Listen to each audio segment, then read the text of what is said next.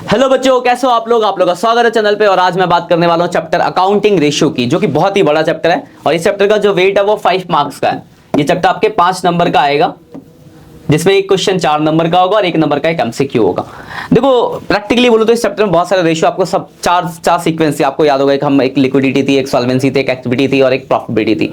Liquidity में ratio थे कुछ, हमने कुछ करंट रेशियो, क्विक रेशियो, उसके बाद आगे आया फिर डेब्ट equity ratio, total assets to डेब्ट रेशियो, प्रोप्राइटरी रेशियो, उसका inventory turnover ratio, trade payable turnover ratio, trade receivable turnover ratio, ROI, interest coverage ratio, gross profit ratio, net profit ratio, operating ratio, operating profit, ऐसे बहुत सारे ratio हमने पढ़े हैं।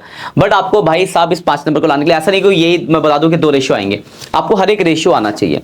तो इस 5 नंबर को लाना देखो आसान है, पर आपको प्रैक्टिस की रिक्वायरमेंट, आपको फॉर्मूले याद नहीं तो भाई सब नहीं कर पाओगे। तो आपके जो भी आप TS अग्रवाल की बुक में जो क्वेश्चन है उन सारे क्वेश्चन को बना लो एक बार, 2 दिन बैठोगे सारा हो जाएगा। 2 दिन कोई टाइम लगेगा इस चैप्टर को करने में। सारे फॉर्मूले आपको आने चाहिए। फॉर्मूले आने के बाद अगर आप उन क्वेश्चन को बना लेते तो ये 5 नंबर लाना मुश्किल नहीं है, बहुत आसान है।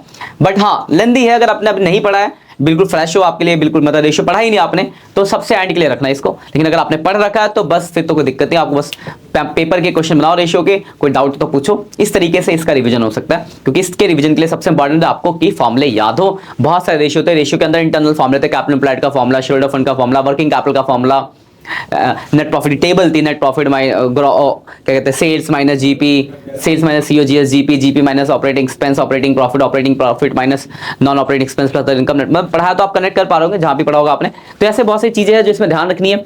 तो लेंदी है, बट अगर आपने पढ़ रखा तो कोई दिक्कत नहीं, सीधा पेपर बनाओ। अगर पढ़ा नहीं है तो इस चैप्टर को सबसे एंड के लिए रखना, बाद सबसे एंड में इस चैप्टर को रिवीजन करना, ठीक है। ये मैं अपने पर्सनल आपको गाइड दूंगा, एडवाइस दूंगा। बाकी चैनल पे नए हो तो चैनल को सब्सक्राइब जरूर कर देना, वीडियो को लाइक कर सकते हो, दोस्तों के साथ इस वीडियो को शेयर कर देना।